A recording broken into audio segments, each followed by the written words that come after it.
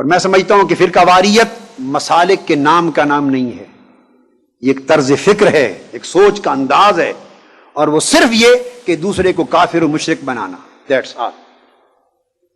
محض خود کو مسلمان سمجھنا، محض خود کو موحد سمجھنا، اور محض خود کو عاشق رسول سمجھنا، اور باقی سب کو یا مشرک کہنا یا گستاخ اور کافر کہنا۔ یہ اسلام کا جو دائرہ اس سے نکالنے کا جو طرز فکر ہے ہمارا، اس پر ہماری تبلیغ کا زور صرف ہو رہا ہے، اس کے ترک کرنے کا نام اتحاد امت کی طرف آنا ہے، اور اس کے خاتمے کے لیے ضروری ہے کہ ہم اختلاف کو اختلاف کہیں، خلاف نہ بنائیں۔ ہم نے اختلاف کو خلاف بنا لیا، پھر اناد بنا لیا ہے۔ اس کے دو پہلو ہیں بڑے فرقہ واریت کے، بڑے کری۔ ایک فرقہ وارانہ طریقہ ہے، سری فرقہ پرستی، اور ایک مخفی اور منافقانہ فرقہ پرستی۔ یعنی اس کو میں کہوں گا ایک فرقہ وارانہ طریقہ ہے امت کو پھوڑنے کا، اور ایک مبلغانہ طریقہ ہے امت کو پھوڑنے کا۔ جو کم عقل و شعور رکھنے والے ہیں وہ فرقہ وارانہ طریقہ اپناتے ہیں، کھلم کھلا فرقہ بندی کی بات کرتے اور نعرے لگاتے اور کافر و مشرک بناتے اور اسلام کے دائرے سے خارج کرتے۔ اور پڑھے لکھے لوگ مبلغانہ طریقے سے فرقہ پرستی کر رہے ہیں۔ جو ہم کرتے ہیں مبلغانہ طریقہ، وہ یہ کہ کسی مسلک اور فرقے کا نام نہیں لیتے، نہ اپنے نام کے ساتھ کسی مسلک و فرقے کا انتساب کرتے ہیں، اور کوئی پوچھے آپ کا تعلق کس مسلک سے ہے، ہم کہتے ہیں نہیں ہم تو مسلمان ہیں، ہم مسلمان ہیں۔ پھر جب اسلام کی تعبیر دیتے ہیں تو چند ہفتوں کی تعلیم کے ساتھ اس کا ذہن بن جاتا ہے کہ صرف اسلام تو یہاں ہے، صرف منہاج القرآن میں اسلام ہے، باہر تو سب کافر بستے۔ صرف انجم الخدام القرآن اور ڈاکٹر صاحب کی اکیڈمی میں اسلام ہے، باہر تو آج پتہ چلا سب مشرک ہیں۔ صرف منصورہ میں اسلام ہے، باہر تو سب مشرک ہیں۔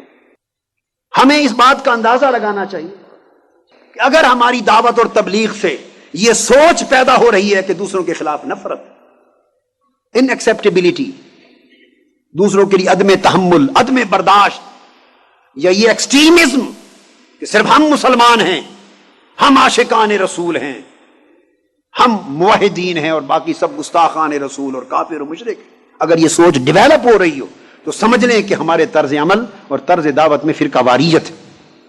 میں سمجھتا ہوں کہ ان دو چیزوں پر نمایاں توجہ دینی چاہیے۔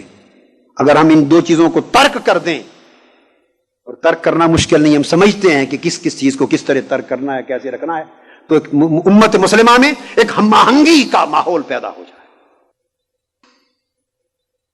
وہ ہم اس طرح بھی بات کر سکتے ہیں کہ یہ بات اہل علم کے ہاں اس کی تعبیر یوں بھی ہے، اور بعض اہل علم کے ہاں اس کی تعبیر یوں بھی ہے، ہمارا طریقہ یہ ہے، بعض علماء کا طریقہ یہ ہے، اس کے بعد آگے چھوڑ دیں، اس کو اپنانے دیں۔ ان کے درمیان اتنی نفرتوں اور قدورتوں کی دیواریں حائل ہیں، اور حسد اور انانیت کے اتنی دیواریں حائل ہیں کہ ایک دوسرے کے ساتھ جب یہ مسکرا کے بھی بات کر رہے ہوتے ہیں، اندر منافقت ان کی مسکراہٹ پہ مسکرا رہی ہوتی ہے۔ ایک نفرت ہے، قدورت ہے، اور اس ذاتی انا کے بت کی پرستش پر دین جو ہے وہ نظر ہو رہا ہے۔ لہذا اگر حق کے ساتھ ہمیں محبت ہے اور ہم اہل حق ہیں تو وجہ کیا ہے؟ حضور صلی اللہ علیہ وآلہ وسلم اہل کتاب کو بعض اقدار مشترکہ پر اکٹھے ہونے کی دعوت دے رہے ہیں تاکہ ایک معاشرہ مستحکم ہو جائے۔ تعالوا الی کلمۃ سواء بیننا و بینکم، اے یہودیوں عیسائیوں آ جاؤ، ہم مشترک قدروں پر اکٹھے ہو جائیں۔ اہل کتاب کو ہمارے رسول مشترک اقدار پر اکٹھا کر رہے ہیں، اور یہ 3-4 مسلک کی قیادتیں اور جماعتیں، ان کے ہاں ایک خدا، ایک رسول، ایک کعبہ، ایک قرآن، ایک دین، یہ اکٹھے نہیں ہو سکتے۔ مگر ہم اختلافات کو پہلے رکھتے ہیں اور اتفاقات کو بعد میں رکھتے ہیں۔ کسی کی ترجیح دین نہیں، فقط مسلک ہے، فقط فرقہ ہے۔ کسی کی ترجیح اگر مسلک بھی نہیں تو فقط ذات کا بت ہے۔ اللہ ہم سب کو معاف فرمائے، بشمول میرے، اور ہمیں ہدایت کی راہ عطا فرمائے، تاکہ مل کر ایک دوسرے کے افہام اور تفہیم کے ساتھ آگے بڑھنے کی کوشش ہو۔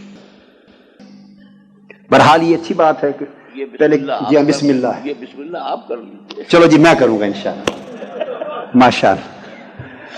یہ چونکہ وہ کیا 220 وولٹ کا ہے معاملہ، تو ڈاکٹر صاحب فرماتے ہیں یہ ہاتھ آپ لگا لیں تاروں سے، ہم انشاءاللہ جمع کر لیں گے۔